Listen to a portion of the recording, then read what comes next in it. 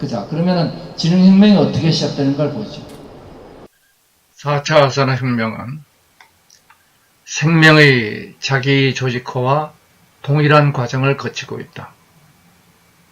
인간이 오감을 통해서 시간, 공간, 인간의 데이터를 수집해서 단기 기억은 해마에, 장기 기억은 대뇌 피질에 기억을 하고 그 전체 정보를 구조화하는 전전두엽의 지능 활동에 의해서 가장 최적화된 모델을 만들고 이를 통해서 예측과 맞춤의 행동을 한 결과가 현실 세계에 맞으면은 포지티브, 틀리면 네거티브 피드백을 하는 과정을 거치게 된다. 4차 산업혁명에서 사물 인터넷은 오감과 같은 역할을, 클라우드와 빅데이터는 대뇌 피질과 기억과 같은 역할을, 인공지능은 전전두엽의 역할을, 로봇은 행동의 역할을 하게 된다. 참고로 여기서 로봇은 광의의 의미에서 데이터를 기반으로 현실화하는 행위들을 통칭하는 말이다. 이 전체를 데이터의 관점에서는 수집, 저장, 구조화, 현실화라는 4단계로 볼 수가 있게 된다. 4차 산업혁명은 생명의 자기조직화다. 이러한 4차 산업혁명의 4단계는 현실 세상은 우리 마음대로 할 수 없기 때문에 현실 세상을 데이터화하는 디지털 트랜스폼으로 가상화시키고 여기서 최적화된 결과를 애널로그 트랜스폼으로 다시 인간의 더 큰 욕망을 만족시켜주는 행위들이다. 그렇다면은 4차 산업혁명의 전개는 1단계는 사물 인터넷과 생체 인터넷으로 현실 세계를 데이터화하고 그 데이터화한 결과를 클라우드의 빅데이터로 저장하게 된다. 즉 시간, 공간, 인간을 데이터화한 빅데이터를 이제 인공지능이 예측과 맞춤을 통해서 지능화를 하게 되면은 도착 시간을 예측하고 경로를 맞추게 된다. 최종적으로 현실 세계가 더 나은 세상이 되는 결과를 스마트화라고 정의하고자 한다. 케이스는 디지털 트랜스폼과 애널로그 트랜스폼이 합쳐진 총체적인 결과를 스마트 트랜스폼이란 용어를 쓰고자 한다. 우리가 이 4단계가 뇌에서 일어나는 것하고 똑같습니다. 우리 뇌는 현실을 보나요? 가상을 보나요? 1분 전에 제가 한 얘기는 떠올려 보세요. 그게 현실인가요? 가상인가요? 가상입니다. 예. 현실이 없잖아요. 우리 뇌는 가상기입니다. 육체는 현실입니다. 뇌는 가상입니다. 그 똑같은 일을 하는 게 뭐냐면 우리가 이 가상 세계를 만들어서 데이터화, 정보화, 정보의 플랫폼화, 지능화, 스마트화 이 4단계를 거치게 돼. 이건 필연적이에요. 현실 세계와 육체와 정신이 각각 이렇게 순환하는데 이 단계에서 2번 빅데이터를 만드는 단계와 그걸 지능화하는 단계다. 그러면 그 총체적인 과정은 정확히 4단계가 될 수밖에 없습니다. 제가 그 4차 산업혁명의 사례들을 한 100개 이상 분석을 했어요. 예외 없이 4단계입니다. 단 한 개의 예외도 있을 수가 없어요. 다 똑같아요. 현실 세계에 시간, 공간, 인간을 데이터화한다. 그게 1단계 데이터화입니다. 그 다음에 그 개별적으로 얻어진 데이터를 따로따로 흩어져 있으면 가치가 없어요. 그거를 클라우드의 빅데이터로 모아야 됩니다. 그게 정보화 2단계입니다.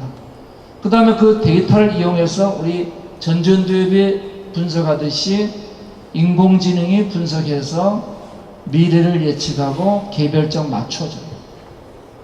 이게 최적화입니다. 이게 3단계 지능화입니다. 그리고 4단계 그걸 현실로 가지고 나옵니다. 이 4단계 스마트화라고 제가 명명합니다. 제가 명명한 이 4단계가 1. 데이터화, 2. 정보화, 3. 지능화, 4. 스마트화.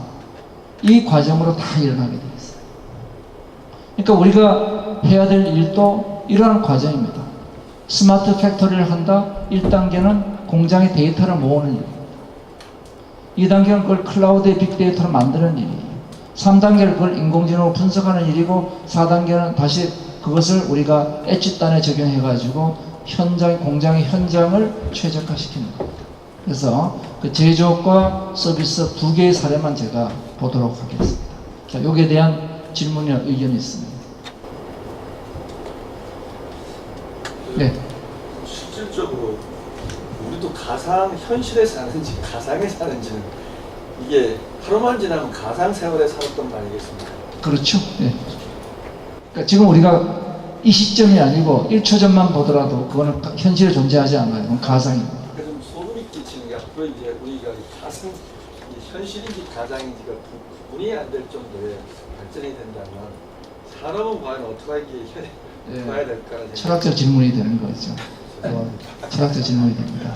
그러니까 우리가 그 버추얼 리얼리티라고 얘기하는 증강 가상현실 이 기술이 궁극적으로 발전하게 되면은 사람들이 장자의 꿈에 들어갈 수도 있죠. 네. 지금 우리가 고민할 거는 그게 아니고 우리 회사를 어떻게 스마트화 시키느냐 그게 현실적인 고민일 겁니다.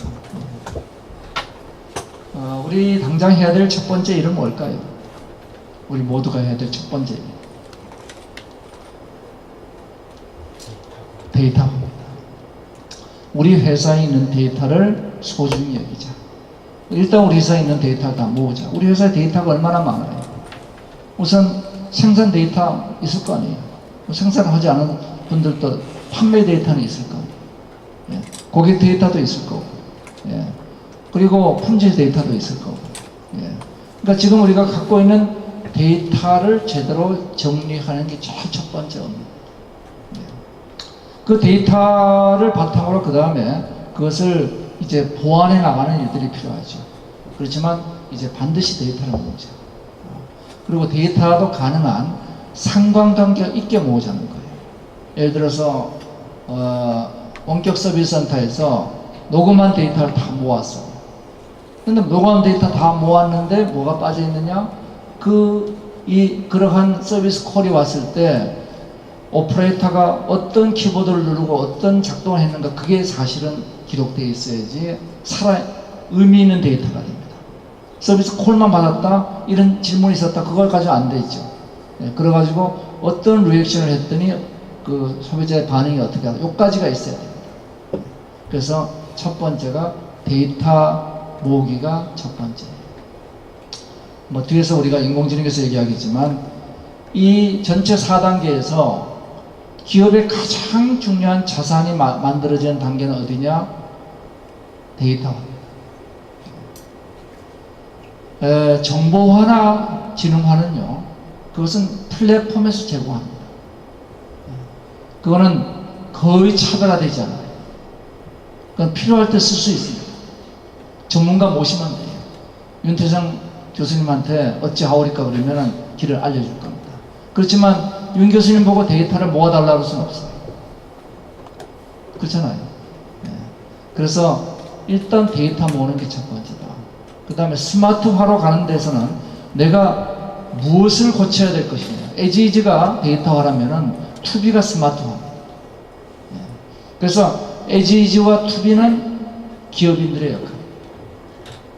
그 가운데 정보화와 지능화는 그거는 소위 외부 아웃소싱도 되고 그 다음에 수많은 플랫폼 서비스가 이미 뒷받침되고 있습니다. 하고 있는 데도 많고. 자, 그럼 우리 그 다음 볼까요? 실질적으로 예. 우리 산업에서 우리가 조그마한 업체들도 많고 하잖아요. 데이터는 사실 기록이잖아요. 기록이죠. 그 기록을 그럼 어떻게 이제 운영하는 방법을 교수님한테 물어봐야 되는지 그거를 이제 기록은 다 있죠. 있죠. 그럼 과연 그거를 이제 플랫폼화 시키고 진화를 시켜야 되는데 그걸 잘 할 줄 모르거든요. 그 뒤에는 어렵지 않습니다. 그렇습니다. 일단 데이터를 모으는 게 제일 중요하고요. 일단 데이터를 디지털 형태로 모아야 되겠죠. 그래서 기존에 있는 데이터는 대개 레거시 데이터들은 그 문서 기록으로 되어 있어요. 그걸 디지털 기록으로 해야 되고, 그 다음에 실시간 데이터는 우리가 잘 안 모으고 있습니다. 그 실시간 데이터를 모으는 데 필요한 것들이 사물 인터넷, 생체 인터넷 이런 기술들이 있죠. 그거는 이제 전문가 자문을 좀 받아야 됩니다. 그건 2단계고, 일단은 있는 데이터부터 정리하죠.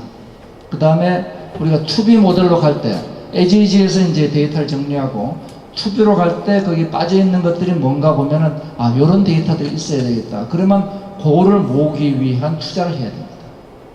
자, 공장에다가 그러면은 분량을 체크하기 위한 CCTV 같은 걸 설치하고, 그 다음에 각 단계별 프로세스를 진행하기 위한 IoT 디바이스를 설치하고, 이런 것들은 2B 모델에 의해서 디자인되죠. 자, 이건 저보다 우리 윤 교수님이 전문이십니다. 따로 다 자문해 주세요. 대표적으로 제조업의 경우에는 캐터필러는 중장비 제조업체지만은 사전 서비스를 위해서 모든 중장비의 운영 데이터를 오감인 IoT를 통해서 수집을 하고, 그 수집된 내용을 클라우드의 빅데이터로 저장하고, 이것을 인공지능이 분석해서 예측과 맞춤을 했더니 중장비의 사전 서비스가 가능해서 비포 서비스 시장이 창출되게 된다. 즉, 이제 제품과 서비스는 서로 분리된 것이 아니라 하나의 시스템으로 통합되고 있다. 이것을 프로덕트 앤 서비스 시스템이라고 부르고 있다. 모든 제조업들은 이제 서비스와 결합하는 것이다. 한편 유통과 같은 서비스의 경우에는 반대로 아마존은 고객의 구매 정보 데이터를 수집한다. 이 과정에서 아마존의 챗봇인 에코 같은 시스템들이 동원된다. 그리고 이를 클라우드의 빅데이터로 정보화해서 인공지능이 지능화했더니 발주전 예측 서비스, 즉 저 아주머니가 기저귀를 주문할 확률이 98%라면 주문 이전에 가장 가까운 배송센터에 가져다 두면 된다는 결론이다. 인간의 욕망은 노는 거, 먹는 거, 공부하는 것, 일하는 거, 여행하는 거, 모든 분야에 걸쳐서 현실만으로도 우리 욕망 충족이 어렵고 가상만으로도 어려우니까 두 개를 합칩니다. 그래서 시간을 예측하고 공간을 맞추어 주죠. 인간을 위한 현실과 가상의 융합이 일어납니다. 바로 글로벌 유니콘의 비밀이죠. 이 과정을 다시 보면은 이제 캐터필러는 제품에서 데이터가 발생하면은 사물 인터넷으로 수집해서 빅데이터를 만들고 인공지능이 분석해서 새로운 서비스를 만들어냅니다. 이 과정은 제품과 서비스가 디지털 기술과 애널로그 기술로 융합되는 과정이죠. 이제 모든 제품은 서비스와 융합하는데 뭐로 융합하느냐? 데이터를 매개로 융합합니다. 이것을 제가 DPSS라고 명명하고 있습니다. 제품과 데이터와 서비스가 융합돼서 엔드-투-엔드의 가치를 만들죠. 궁극적으로 필요한 것은 인간의 라이프 타임 밸류, 생애 가치를 만듭니다. 여기까지 말씀드린 게 4단계 프로세스를 말씀을 드렸어요. 이게 4단계 프로세스가 산업마다 다른 형태로 나타납니다. 그렇지만 다 동일한 건 뭐냐면은 데이터를 획득한다, 클라우드의 빅데이터를 모은다, 반드시 클라우드입니다. 온프레미스의 서버에 저장할 생각은 아예 처음부터 안 하셔야 돼요. 그건 없다고 생각하셔야 됩니다. 이미 서버 기반에서 나오는 데이터의 인터넷 트래픽은 OECD 국가에서는 한 자리 숫자로 떨어졌습니다. 90% 이상이 클라우드에서 발생해요. 근데 한국은 우리 국정원 때문에 이게 한 자리 숫자입니다. 거꾸로. 한국의 국가 발전의 제일 큰 걸림돌이 클라우드에서 협력이 제대로 만들어지지 않으므로 혁신이 저해되어 있는 문제들이에요. 자, 그래서 그걸 풀기 위해서 금년에 데이터 족쇄 풀기 운동을 했고, 그래서 원래 지난 태풍 오는 날 우리 대통령 규제개혁회의에서 발표되게 되어 있었는데 거기 좀 연기가 되었습니다. 이제 클라우드 규제 풀립니다. 그러니까 클라우드로 가시면 돼요. 예. 그 다음에 거기에 굉장히 중요한 게 거기에 우리 회사의 데이터를 올리면 혹시라도 국세청이 와서 들여다보고 세금 더 때리지 않을까, 이 걱정을 붙들어매게 하는 게 원래 그럴 일도 없지만 원래 클라우드 업자들이 그 안에 데이터는 못 봅니다. 그건 은행에서 내 돈 못 건드리는 건 똑같아요. 클라우드 업자들은 창고를 대여하는 데지 그 창고 안에 물건에 손을 못 대는 겁니다. 그런데도 불구하고 우리 그 불안은 확실하게 이제 없애줄 겁니다. 국정원도 거기 들어가 보지 않고 국세청도 들어가 보지 않고 그러면은 이제 우리 협력이 일어날 수가 있죠. 자, 그러면은 이제 어떻게 하면 이런 기술들이 연결되는가, 이 문제를 보도록 하겠습니다. 이제 디지털 트랜스폼과 인공지능과 애널로그 트랜스폼이 결합하는 4차 산업혁명의 기술 모델로서 DAA, 다 모델을 소개하고자 한다. 4차 산업혁명의 기술 모델은 컨설팅 회사마다 가지고 있습니다. 뭐 돈이 되니까. 자, 가장 대표적인 모델이 보스턴 컨설팅 그룹이 내놓은 9필러 모델. 여기 있는 9개의 기둥, 9개의 기술을 가지고 4차 산업혁명을 구현해 주겠다. 볼까요? 로봇, 빅데이터, 증강현실, 3D 프린팅, 클라우드, 사이버 시큐리티, 사물 인터넷, 시스템 인테그레이션, 시뮬레이션입니다. 그런데 논리적으로 뭔가 문제가 많아요. 완결적이지도 않습니다. 다른 회사 것도 비슷해요. 어떡할까요? 할 수 없이 우리가 따로 만들어야죠. 자, 그래서 만든 것이 바로 인공지능과 12기술 모델입니다. 여기에 노란 선을 중심으로 해서 바깥은 제가 현실의 세상, 안쪽은 가상의 세상으로 설정을 했습니다. 현실에는 시간, 공간, 인간이라는 3간이 존재하죠. 이것을 데이터화시키면은 마음대로 할 수 없는 현실 세계를 마음대로 할 수 있는 데이터로 바꿀 수가 있습니다. 여기에 등장하는 것이 6개의 디지털 트랜스폼 기술, 시간, 공간, 인간의 데이터화 기술들입니다. 그러면 그 결과를 데이터를 인공지능이 잘 처리하면은 예측과 맞춤이라는 최적화된 결과를 낼 수 있죠. 근데 이거는 아직 가상세계에 있습니다. 현실로 가지고 나와야 됩니다. 어떻게 가지고 나올까요? 바로 디지털 트랜스폼 기술에 대응되는 애널로그 트랜스폼 기술이 필요합니다. 그래서 이 대응되는 기술로서 제가 6대 애널로그 트랜스폼 기술을 제시를 합니다. 여기 있는 CPS, 디자인, 블록체인과 핀텍, 증강가상, 플랫폼, 게임화, 3D 프린터, 로봇입니다. 자, 조금 보기 쉽게 앞으로 나란히 시켜 보겠습니다. 이러한 디지털 트랜스폼과 애널로그 트랜스폼의 DAA 기술을 요약해서 나란히 시키면은 다음 표와 같다. 왼쪽에 있는 3차 산업혁명을 이끈 디지털 트랜스폼 기술들은 잘 알려진 기술들이기 때문에 설명을 생략하고자 한다. 디지털 트랜스폼에 의해서 만들어진 데이터를 인공지능이 최적화한 결과를 현실로 가지고 나오는 애널로그 트랜스폼은 케이슨의 용어이고, 케이슨이 왜 이러한 6대 디지털 트랜스폼 기술을 선정했는가를 간단히 설명하고자 한다. 디지털 트랜스폼이 데이터의 세계로 가는 기술이라면 애널로그 트랜스폼은 다시 인간의 세계로 가는 기술들이다.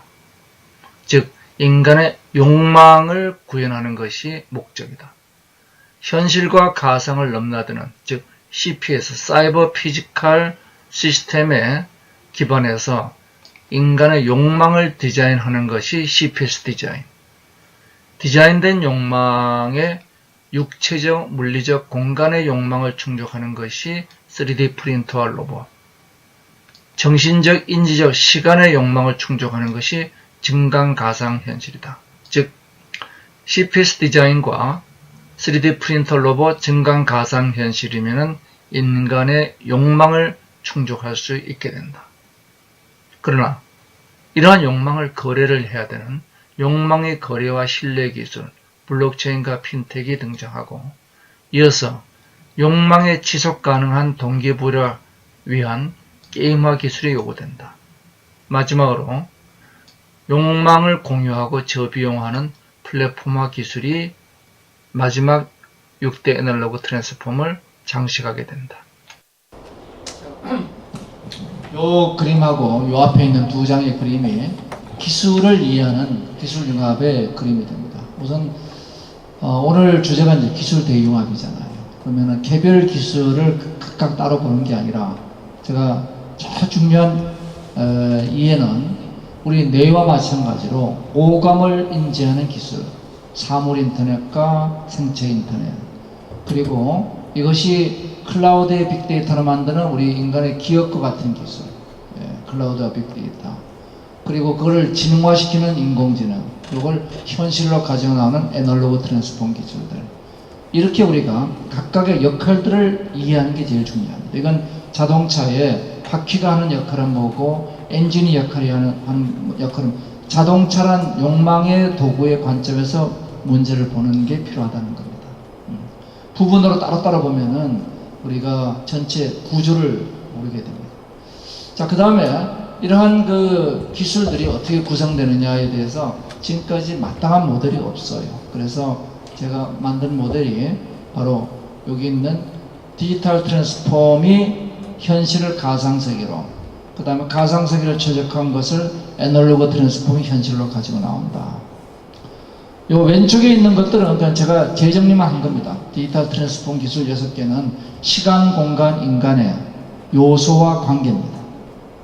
그러니까 시간, 공간, 인간 3간인데 각각에는 뭐가 있냐면 요소가 있고 관계가 있어요. 우리 사람을 놓고 따지면 개개인의 사람의 데이터가 있고 사람 간의 관계 데이터가 있어요. 그래서 사람의 데이터에 해당되는 게 IoB, 그 다음에 사람 간의 관계가 SNS입니다. 마찬가지로 그 빅데이터는 요소, 클라우드는 관계, 사물 인터넷 요소, LBS는 관계입니다.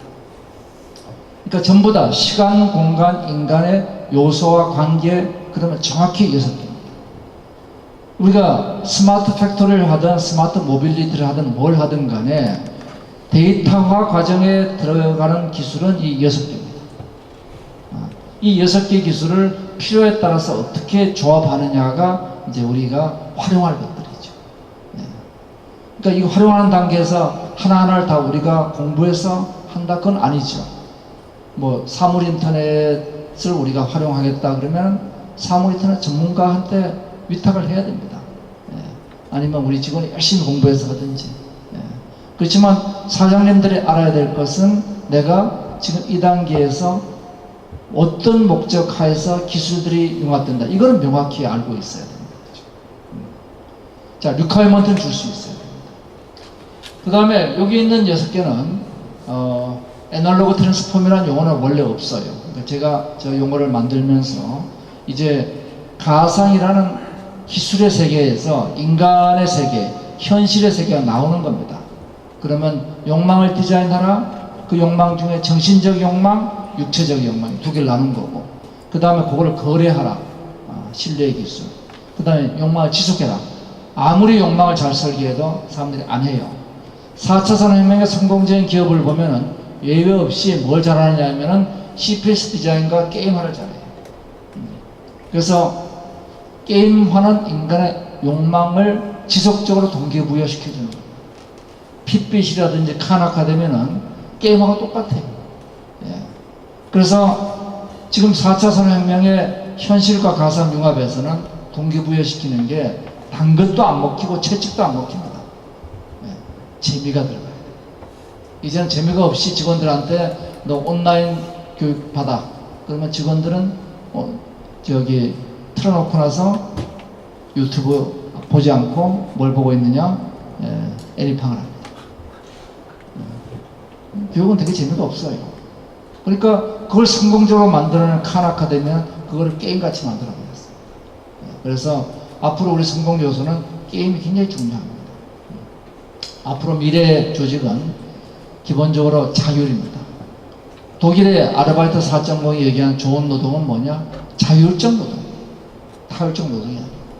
자율적 노동을 하는데 무슨 52시간 규제 이런 게 필요하겠습니까? 그런 거 필요 없거든요. 독일은 기본소득 아예 논의를 안 합니다. 그건 논의할 가치가 없다고 보는 거예요. 왜냐하면 노동은 신성한 것인데 그 신성성을 깨뜨리는 일을 우리 하지 말자 이런 거죠. 자, 그래서 게임화. 마지막으로 플랫폼이 중요합니다. 플랫폼을 통해서 모든 사람이 공짜로 쓸 수 있게, 공짜에 근접해서 쓸 수 있는 게 플랫폼들이죠. 자, 여기까지 해서 질문 의견 받겠습니다. 4차 산업혁명이 이제 제도의 문제라고 크게 말씀하셨잖아요. 네.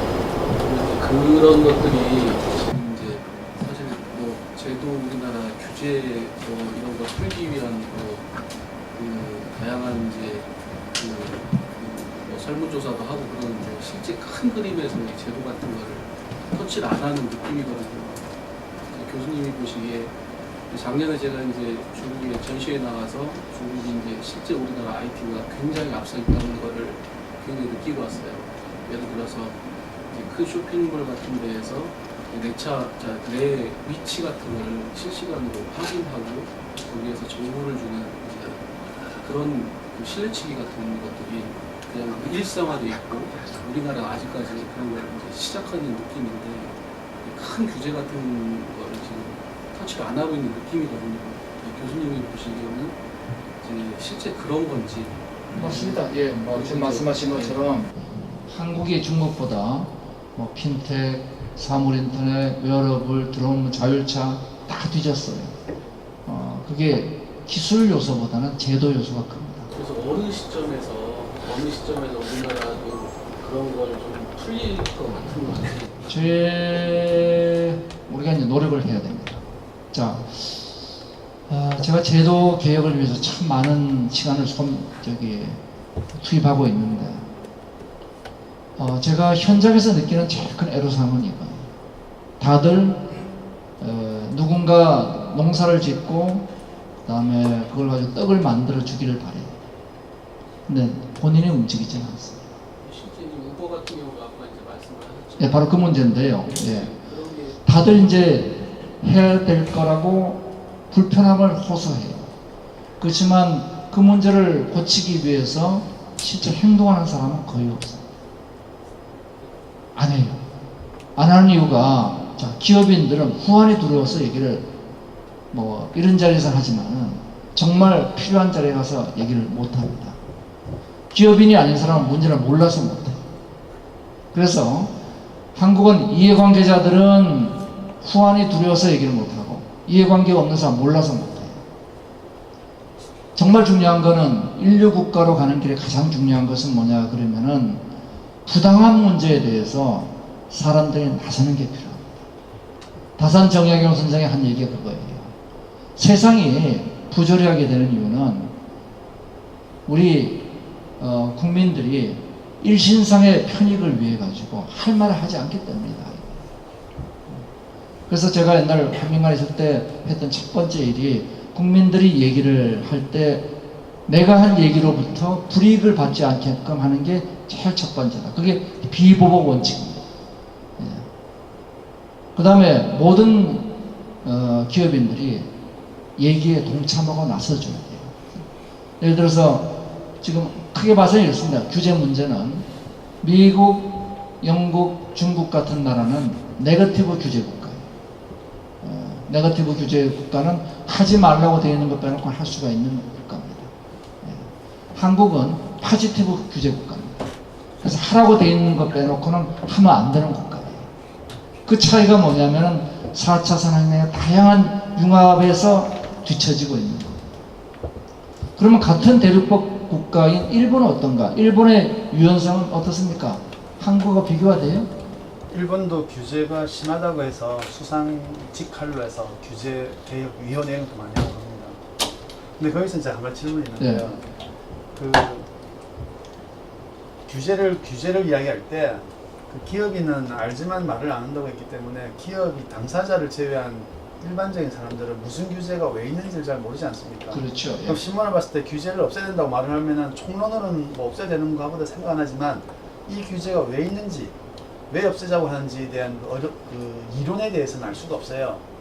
그래서 두 가지를 참 궁금하게 생각합니다. 첫 번째는 어떤 규제가 있느냐, 두 번째는 그 규제가 왜 있으며 어떤 사람 왜 없애자고 하느냐, 그걸 저는 맞습니다. 궁금하게 그러니까 생각했습니다. 우선 크게 봐서는 네거티브 규제 국가와 포지티브 규제 국가가 4차 산업혁명의 융합 경제에서는 명백한 경쟁력 차이가 있어요. 근데 일본은 유연성 평가나 이런 데서 한국은 70위권인데 일본은 10위권 안에 들어갑니다. 예, 그럼 일본은 어떻게 그렇게 들어가는가? 또 독일은 어떻게 인더스트리 4.0에 따라가고 있는가 하는 문제인데, 바로 그 문제가 지금 윤 교수님이 말씀하시는 것처럼 지금 부당한 규제, 합리적이지 않은 규제가 있을 때 그걸 빨리빨리 고칠 수 있으면은 이론적으로 포지티브와 네거티브가 같습니다. 그렇겠죠. 예. 그런데 우리는 그걸 빨리빨리 고칠 수 없는 게, 정말 그 규제의 문제에 대해서 말씀드린 것처럼 피부로 와닿는 사람들은 대개 이해관계가 걸려 있어요. 이해관계가 걸려 있지 않은 사람들은 몰라서 얘기를 못하는 구조입니다. 그래서 제가 비보호 원칙이 중요하다는 얘기를 한 거고, 이러한 규제 중에서 지금 모든 사람에 걸리는 가장 중요한 규제는 4차 산업혁명에서 현실과 가상의 융합을 가로막는 규제입니다. 그게 바로 첫 번째가 개인정보 문제예요. 예. 우리 개인정보 활용이 너무나 제한되어 있잖아요. 두 번째가 클라우드 규제입니다. 클라우드를 못 쓰게 하니 우리가 융합할 방법이 없습니다. 세 번째가 인공지능 활용을 하게 되면 품목허가 받기가 너무나 어려워요. 예. 인공지능 활용 규제입니다. 품목허가 문제예요. 네 번째 문제는 이런 신산업이 들어가게 되면 기존 산업을 보호하기 위해서 신산업을 규제합니다. 그래서 진입 규제를 하고 있어요. 예. 그래서 이 규제들을 우리가 풀어나가는 것을 위해서 제가 금년에 300페이지 넘는 국회 특위 보고서를 만든 이유가 거기에서. 거기서 152개를 얘기를 했고, 그중 정말 이 두 개는 꼭 고쳐야 된다고 얘기한 게 개인정보 문제와 클라우드 규제입니다. 그래서 그거는 아까 말씀드린 것처럼 금년에 국회에 지금 올라가 있고 아마 법 통과가 될 거고 조만간 대통령 발표가 있을 겁니다. 그렇지만 하나하나를 우리가 이렇게 고쳐가서는 안 되잖아요. 그래서 제가 촉구하는 거는 정말 나한테 불편한 규제가 있으면 그 사람이 얘기를 하자는 거예요. 네, 말씀하세요. 결국은 우리가 그 프리딕션에 대한 신뢰성과 그다음에 그 오차 범위를 벗어났을 때 누가 과연 책임의 소재는 과연 앞으로 어떻게 진행될 거라고 예측하십니까? 자, 모든 그 혁신이라는 것은 당연히 미래 예측이 불가능하죠. 혁신은 늘 불확실성에 대한 도전입니다. 그러면 혁신의 결과는 성공할 수도 있고 실패할 수도 있죠. 자, 사장님이 우리 회사 혁신하자. 그런데 실패에 대해서는 인사상 불이익을 주겠다. 그러면은 혁신한 척만 하라는 메시지가 됩니다. 그러니까 모든 혁신은 항상 결과적으로 실패가 내포되어 있고, 실패를 경우에 따라서 지원할 것이냐 지원하지 않을 것이냐 잘 판단하는 게 중요합니다. 그래서 정말 도전을 한 결과로 만들어진 정직한 실패는 반드시 지원해 줘야 돼요. 지금 우리 한국의 문제는 정직한 실패를 지원하지 않습니다. 97%의 기업인들은 정직하게 실패해요. 3%는 안 정직하게 실패합니다. 그러면 97% 정직하게 실패한 기업인들이 신용불량자가 안 되고 재도전할 수 있는 사회가 돼야지 청년들이 창업으로 도전할 텐데, 우리는 3%를 위해서 97% 같이 묶어서 신용불량자를 때려버립니다. 주원부시를 매겨버리죠. 그러면 엄마들은 압니다. 우리 애들 공무원 시험 보는 게 훨씬 유리하다는 걸 알게 되는 거죠. 그러니까 이런 사회 구조가 국가 전체의 혁신성을 떨어뜨리고 있는 겁니다. 지금 회사 내도 마찬가지예요. 기업 내에서도 실패를 지원하지 않으면 혁신은 나오질 않습니다. 그래서 지금 그 예측의 불확실성, 늘 그거를 우리가 창조적 파괴가 일어나는 과정이라고 받아들여야 됩니다. 예. 질문이 조금 애매할 수 있는데요. 예, 가치 있는 데이터를 클라우드 저장 공간에 모아서 인공지능화해서 원하는 걸 표현 있는 걸 빼내야 되잖아요. 그래서 된장찌개를 할 때는 김치하고 뭐 비계 넣고 뭐 넣고 해서 맛을 하는 것을 나와야 되는데, 그러면 일반적으로 무엇이 가치 있는 데이터고, 그 만약에 데이터를 뽑아서 그 클라우드에 넣었다고 하면 어떻게 해서 그 맛을 낼 수 있는 건지, 어떻게 해야 되는지. 예. 이제 옛날에 우리가 이제 빅데이터를 만들 때는 그 데이터 설계에서 어떤 데이터를 골라가지고 이것을 정리하고 이런 설계를 많이 했어요. 근데 이제는 이제 질보다 양이라는 게 기본적인 원칙입니다. 사전에 어떤 데이터가 가치 있을지 없을지 판단하기가 어려워졌어요. 그리고 무엇보다 그건 옛날에는 저장 장치의 가격이 비싸다 보니까 거기다 무한대로 갖다 집어넣을 수 없으니까 쓰레기는 뭐 빼자 이렇게 한 건데, 요즘은 이게 거의 공짜에 가까워져 있습니다. 그래서 그냥 다 갖다 집어넣습니다. 여기까지 집어넣는다 치고, 그럼 그걸 가지고 어떻게 가치 있는 결과를 끄집어낼 것이냐, 그건 옛날에는 사람들이 설계했어요. 예, 사람들이 설계했는데 이제는 그걸 누가 설계하느냐, 그로부터 끄집어내는 것을 인공지능이 그 알고리즘 자기가 만들어낸다는 겁니다. 뒤에서 제가 오늘 인공지능에서 얘기를 하겠지만은 딥러닝 알고리즘의 기본이란 게 뭐냐면은, 자, 과거의 패턴이 엑스레이 사진을 봤더니 이런 사람은 결핵 환자고 이런 사람은 결핵 환자가 아니더라, 이런 패턴들이 모여져 있는 사진만 갖다 주면은 우리가 굳이 안 가르쳐 줍니다. 요렇게 생겨야 된다 이런 거 안 가르쳐 줘요. 그냥 그런 사진만 한 10,000장 갖다 놓고 너 공부해. 그리고 10,000장 배우고 나면 얘가 그 다음 들어오면 판단을 합니다. 이건 뭐냐면 공장에서 새로운 기존의 제품들이 흘러갈 때, 자, 요거는 양품, 요거는 불량하고 한 10,000개 정도 가르쳐요.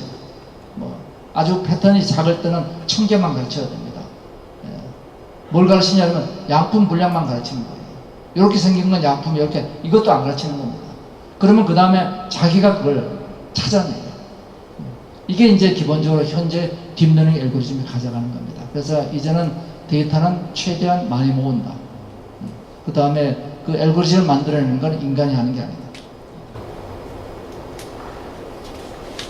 이제 그 엑스레이 저 같은 경우 일상적으로 사용하는, 병원에서 일상적으로 사용하는 거니까 판독, 분석, 해석까지를 저 알고리즘에 넣어서 쉽게 할 수 있는데, 일반 그 제조업이라든가 아니면 제조업이 아닌 사람 간에 관련된 데이터는 누군가가 그걸 판독, 분석하는 게 없는데, 데이터가 없으면 뭐 할 방법은 없고요. 그런데 적어도 회사마다 이건 있잖아요. 자, 생산 일보는 다 있잖아요. 그죠? 생산 일보가 있으면은, 자, 생산량에 어떤 작업자가 투입돼 가지고 어떤 조건에서 일했을 때 생산량이 어떻게 나왔다는 요 데이터가 있을 거 아니에요. 그럼 데이터를 많이 쭉 인공지능고 공부하라고 그러면은, 그 다음에 오늘 투입된 사람이 누구고 오늘 조건이 어떻다 그러면 그 결과를 예측해낸다는 겁니다. 예. 그러니까 제가 아까 우리가 갖고 있는 우선 데이터부터 정리하자는 얘기가 그거예요. 데이터 정리해서 데이터의 입력과 출력은 있어야 돼요. 이런 조건에서 이런 결과가 나왔다는 건 있어야 됩니다. 예. 입력도 없고 출력도 없고 둘 중 하나만 있으면 안 돼요. 예. 이런 상태에서는 여기 결핵이다 아니다, 이런 이미지는 요거는 양품이다 불량이다, 요 판독을 해줘야 됩니다. 안 하고 인공지능 뭐 다 하는 거 어려워요. 그것도 하긴 할 수 있는데. 그래서 요까지는 해놓은 데이터를 집어넣으면은 그 다음에 얘가 그걸 가지고 배워서 그 다음부터는 알아서 한다. 단 할 수 있는 게 뭐죠?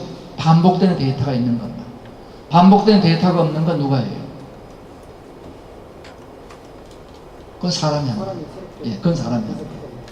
맥킨지가 분석해 보면은 그런 반복되는 데이터로 분석할 수 있는 이 직업이 전체 직업에 완전히 다 직업을 바꿀 수 있는 게 4%밖에 안 돼요. 그럼 96%의 직업은 어떤 거냐면 그 직업의 일부만 반복되는 데이터를 체계화시킨 인공지능화 시킬 수 있고 일부는 사람이 해야 된다는 거예요. 예, 그게 현재 결론입니다.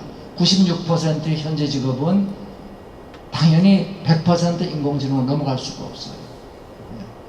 그러니까 모든 걸 인공지능으로 다 넘긴다 그건 아닙니다. 그러면 그 다음 질문은 뭐냐면 이제 인공지능에서 제가 얘기를 하겠지만은 질문이 그러면은 인공지능과 사람은 어떻게 대화하지? 알파고가 이세돌을 이길 때 너 그 수 왜 그렇게 떴니? 물어보면 답을 안 하잖아요. 예. 인공지능이 요거는 고양이야 하고 판단을 했는데 너 그거 왜 고양이라고 판단했니? 물어보면 얘는 답을 안 해요. 예. 그것이 현재 딥러닝 인공지능 문제입니다. 그래서 이 문제를 해결하기 위해서 설명 가능한 인공지능, 그게 XAI라고 얘기하는 Explainable AI. 그게 지금 우리 카이스트가 열심히, 우리 예정철 교수님이 굉장히 열심히 연구를 하고 있습니다. 그래서 그런 분야까지 앞으로 지금 계속 연구되고 있는 거니까 지금 우리는 그 결과를 적절할 때 갖다 쓰시면 됩니다. 이 과정들이 어떻게 일어나고 있는가 하는 문제를 보도록 하겠습니다. DAA 기술 모델과 4차 산업혁명의 4단계 프로세스가 세상을 스마트화하는 과정을 다시 그려보기로 하자. 현실 세계는 민간 데이터와 공공 데이터로 구성되어 있다. 이 세상을 스마트화 시켜보자. 그러면은 1단계에서는 공간 데이터인 IoT와 LBS, 인간 데이터는 IOB와 SNS를 데이터화 시키는 단계가 된다. 여기에 공간과 인간을 데이터화시키는 4개의 기술이 동원된다. 그 결과가 클라우드의 빅데이터로 모이면서 정보화가 완성이 된다. 이 6개의 기술이 디지털 트랜스폼 기술들이다. 즉 디지털 트랜스폼 기술에 의해서 오프라인 세상은 정보화된다. 이어서 이 클라우드의 빅데이터를 바탕으로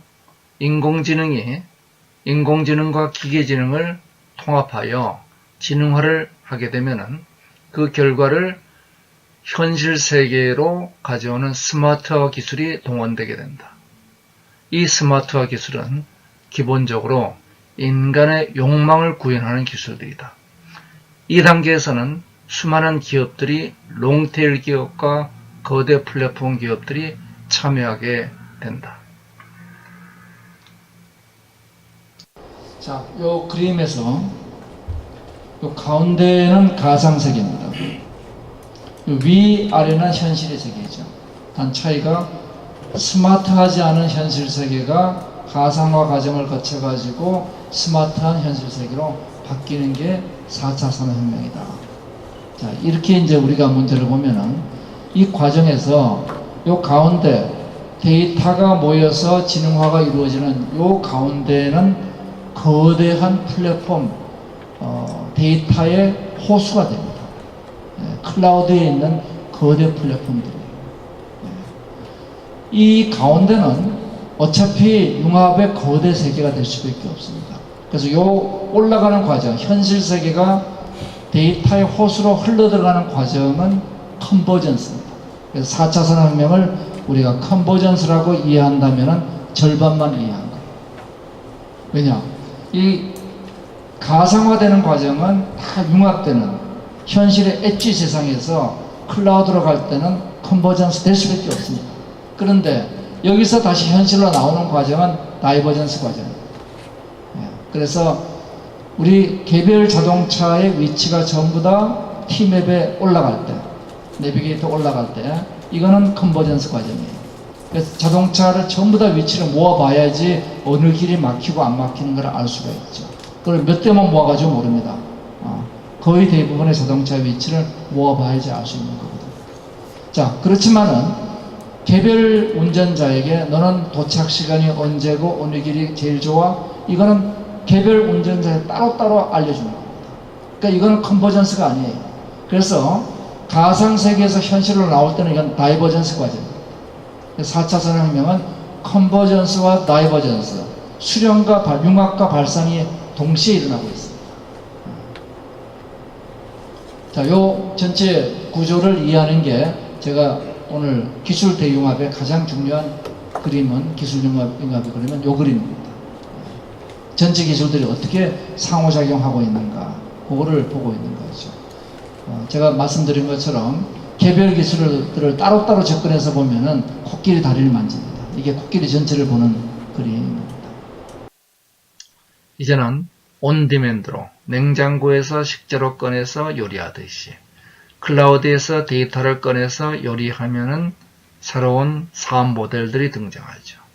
자라가 신모델을 예측하고, 넷플릭스가 맞춤 추천을 제시하고, 아마존이 발주 예측을 하고, 로보 어드바이저가 투자를 합니다.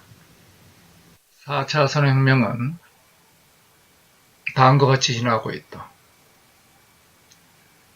물질 기술인 1, 2차 산업혁명에서 온라인 세계가 만들어지면서 오픈소스를 바탕으로 하는 온라인 플랫폼이 등장하게 된다. 정보와 실물이 분리되게 된다. 이어서 4차 산업혁명의 1단계에서는 인공지능을 중심으로 현실과 가상이 융합된다. 현실과 가상이 융합되는 온라인 투 오프라인의 플랫폼이 등장하고, 생산과 소비가 이제 집단지능으로 협력화된 구조를 가지게 된다. 공유경제의 등장이다. 이어서 4차 산업혁명의 2단계에서는 집중 플랫폼을 분산시키는 분산 플랫폼의 블록체인이 등장하게 되고, 이제 인간은 자기 조직화를 향해서 일체 단계로 들어가게 된다. 자, 앞에 설명 좀 어렵죠. 조금 부가 설명합시다. 요 1차, 2차 산업혁명, 3차, 4차로 가면서 어떤 일이 벌어지느냐. 1, 2차 산업혁명 때는 오프라인 세계 혁명입니다. 오프라인 세계는 기본적으로 소유의 세상입니다. 오프라인에서 우리가 공유를 하자고 주장하는 모든 시도는 다 실패합니다. 대표적인 게 공산주의죠. 실패하게 되어 있습니다. 거기는 소유의 세상에서 공유를 부르짖으면 실패하게 되어 있습니다. 그런데 3차 산업혁명에서 만들어진 온라인 세상은, 이 온라인 세계는 공유의 세상입니다. 자, 뭘 공유했느냐? 데이터를 공유했죠. 이때만 하더라도 문제가 덜 심한 게 이 공유 세상의 비중이 5%, 경제 가치가 5%입니다. 그런데 4차 산업혁명이 되니까 온라인과 오프라인이 결합하면서 물질이 공유되기 시작합니다. 이 공유 세상의 규모가 지금 20%, 2025년이 되면 50%가 될 거라는 거예요. 자, 4차 산업혁명 현실과 가상이 융합하는데, 융합하는 요 세상의 규모가 50%가 된다. 그러면 우리는 굉장한 위협을 느끼게 됩니다. 그게 뭐냐면은 이 플랫폼이 차지하는 권력이 전 세계 50%를 차지한다는 거예요. 구글, 네이버, 우버 이런 친구들이 전 세계 권력의 50%를 차지하게 되면은 이 세계는 굉장히 위험할 수가 있습니다. 자, 그래서 요 집중된 플랫폼이 만들어진 4차 산업혁명에서 요거를 권력을 분산시킬 필요가 생겼어요. 그게 블록체인이 등장하게 된 이유입니다. 블록체인의 등장 사유는 기본적으로 권력의 분산입니다. 블록체인의 개별 기술들은 이미 30년 넘은 기술들입니다. 가장 중요한 비잔틴 장군 문제를 푸는 문제도 1980년대 등장한 기술들이에요. 그러니까 저 기술이 뭐 어느 날 하늘에서 떨어진 게 아니고 시대적 니즈가 있으니까 등장한 겁니다. 뒤에서 블록체인 얘기를 하겠습니다. 자, 그래서 요 공유 경제가 진화하는 거와 정보를 공유하고 물질을 공유하고 인간을 공유하게 되는 이 공유 경제의 발달 단계를 가게 됩니다. 4차 산업혁명은 기본적으로 공유 경제 혁명입니다. 자, 요 얘기는 좀 어려운 얘기니까 그 정도에서 이해하시고, 자. 4차 산업혁명의 융합 현상을 보자. 이 세상은 현실 세상과 가상 세상, 이 두 개의 세상이 융합하는 4차 산업혁명에서는 세상은 O2O로, 기술은 하드웨어와 소프트웨어가 융합하는 뉴하드로, 사업은 제품과 서비스가 융합하는 PSS로, 시장은 생산과 소비가 결합하는 엔드-투-엔드의 doing yourself로, 사회는 개인과 집단이 융합하는 집단지능화로, 개인은 의미의 호모 파비르와 재미의 호모 루덴스를 결합하는 호모 파덴스로, 산업은 대기업과 롱테일 기업이 개방 플랫폼에서 융합하는 분리의 융합으로 진화하는 중이다. 그래서 4차 산업혁명은 인간을 위한 현실과 가상의 4단계 12기술 융합이라고 제가 1차 정리를 하도록 하겠습니다. 자, 그러면 개별 기술 얘기를 들어가도록 하겠습니다. 여기서부터. 자, 개별 기술 들어가기 전에 요 얘기를 다룰 거예요. 우선 전체적인 지금까지 내용에 대해서 편한 질문 해주세요. 자, 몇 프로 정도 이해가 되시나요? 뒷부분은 조금 어렵긴 하죠. 그렇지만 개념 자체를 우리가 뭐 잡고 가면 됩니다. 현실과 가상의 융합 과정인데 그게 시간, 정보죠. 공간, 물질입니다. 그 다음에 인간, 이것이 단계적으로 지금 공유되어 가는 과정이다. 이런 얘기예요. 자, 그러면 이제 구체적인 기술 문제를 보겠습니다. 이어서 6대 디지털 트랜스폼 기술을 보도록 하겠습니다. 6대 디지털 트랜스폼 기술은 시간, 공간, 인간을 데이터화시키죠. 우선 공간을 데이터화시키는 IoT가 등장합니다. PC는 효율을 향상시키는 도구였는데 네트워크를 제대로 못 만들었죠. 모바일 네트워크가 등장하면서 인류를 새롭게 진화시키게 됐습니다. 창발적 자기조직화에 들어갑니다. 나중에 다시 보도록 하겠습니다. 사물 인터넷은 이제 사물의 생명을 부여하기 시작했습니다. 역시 창발적 자기조직화에 들어가죠. 우선 인간과 사물이 소통을 합니다. 제일 쉬운 건 센서를 붙이는 거죠. NFC, 비콘 이런 데이터를 수집하는 센서를 통해서 인간과 공간이 상호작용을 하죠.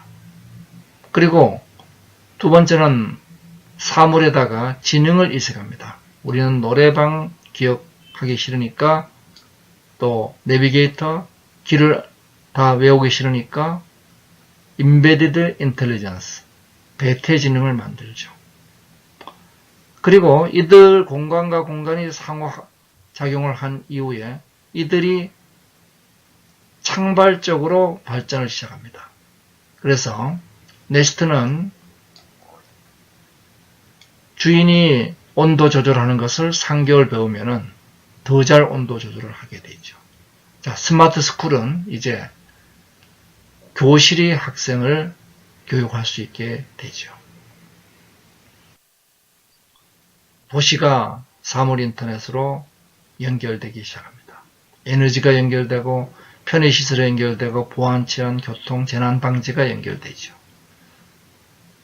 현실 도시와 가상 도시가 연결되는 스마트 커넥티드 시티가 만들어집니다. 공장이 이제는 지능형 공장으로 갑니다. 현실의 공장과 가상의 공장이 이제 합쳐지는 자기 조직화된 공장이 만들어지죠. 여기서 설비, 환경, 모든 관리들이 새롭게 스스로가 스스로를 개선해 나갑니다. 이제 사물 인터넷을 통해서 공장, 도시, 헬스케어, 유통, 공사 현장, 자동차 모든 부분들이 변화되고 있습니다. 이것은 예측되는 시장 규모가 되죠. 스마트 월드가 시작되고 있습니다. 사물 인터넷이 사물의 요소 정보화를 한다면은 이제 이들과 공간을 연결하는, 위치를 연결하는 것이 실내외 LBS가 됩니다. 인간과 땅이 결합하기 시작했습니다. 공간과 미디어가 결합하는 것은 수많은 기술들이 등장하죠.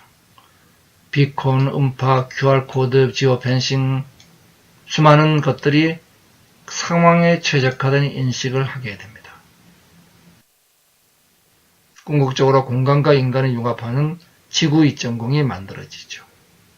스마트 환경이 이제 홈에서 자동차를 거쳐서 워크플레이스를 거쳐서 빌딩, 시티까지 확대돼 나가고 궁극적으로 스마트 월드가 됩니다.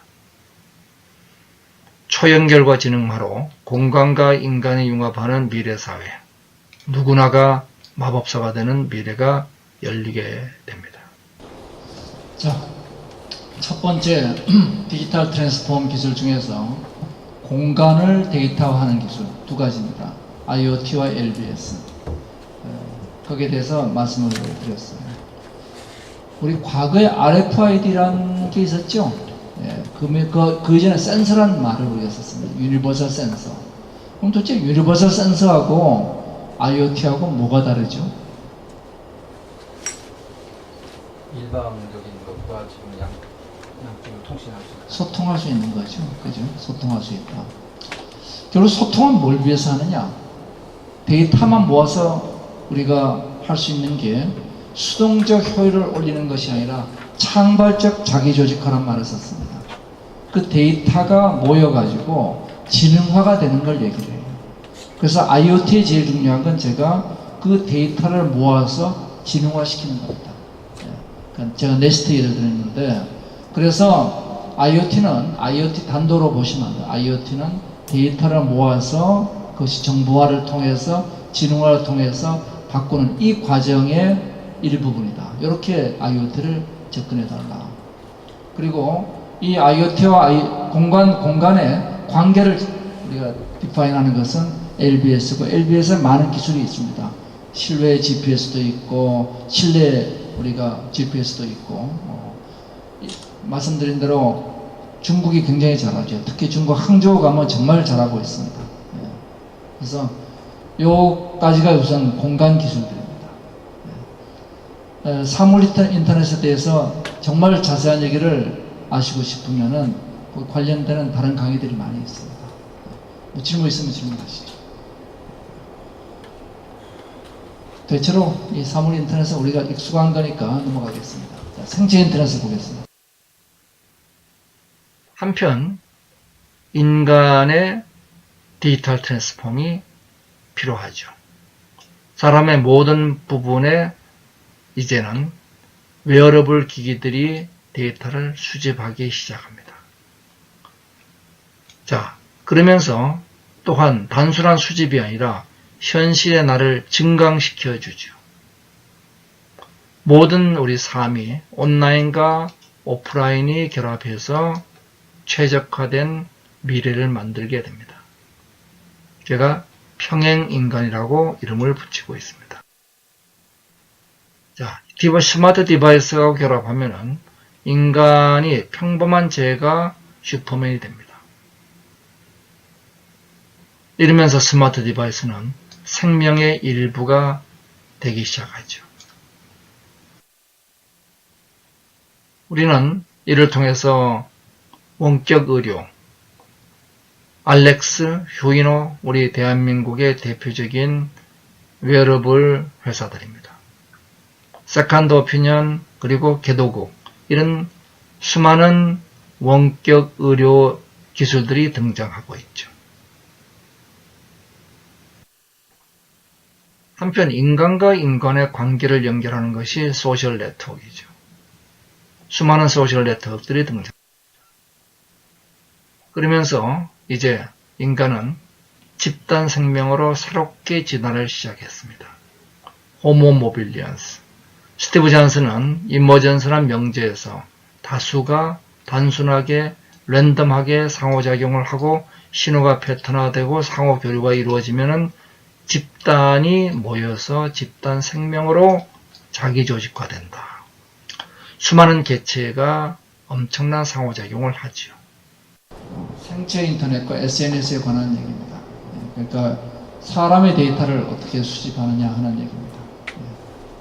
여기에 대해서 질문이 있으십니까? 웨어러블 사업하시는 분, 어떤 사업이에요? 그 탄소 그래파이트 펠트를 가지고서 이제 발열을 하는 제품인데 현재는 초기 단계에서 발열만 하지만 나중에는 아까 조금 전에 지적하셨던 혈압이라든지 또는 심장 박동수라든지 어떤 질병까지도 의사와 연결되는 것까지도 제가 로드맵을 가지고 있습니다.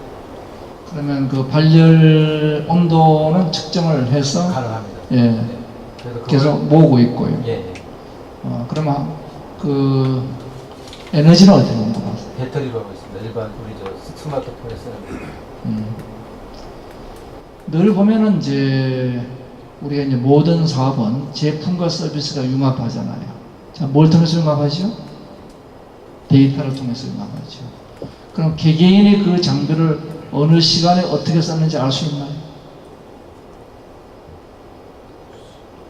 어떤 환경이라는 건 알 수가 있습니다. 예를 들어 추운 정도의 라디오. 최대한 고객이 어떻게 썼는지를 알아야 됩니다.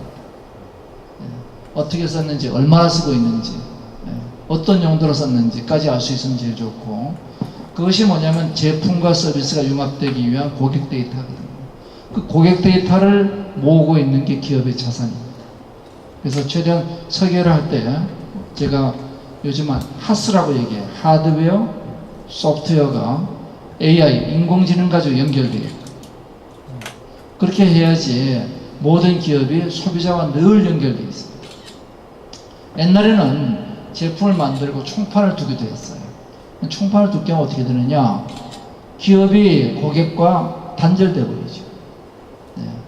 근데 이제는 고객과 단절된 기업은 혁신의 원천을 잊어버립니다. 그러니까 늘 고객과 연결돼. 총판을 두더라도 고객과 연결돼야 돼요. 애플이 중간에 KT나 SKT가 말하자면 총판이죠. 그렇지만 애플 제품을 우리가 착용하는 순간 그 데이터는 KT나 SKT에 가지 않죠. 애플에 갑니다. 그러니까 애플은 그걸로 우리가 어떤 용도로 쓰고 있는지에 대한 자기들은 빅데이터를 다 모으고 있습니다. LG가 지금 싱큐라는 가전 브랜드를 500만 대를 팔았죠. 그중 100만 대가 고객과 항상 연결되어 있습니다. 그래서 고객과 연결되어 있음으로 인해 가지고 새로운 제품 설계, 반영 이런 것들이 아주 쉽게 일어나고 있습니다.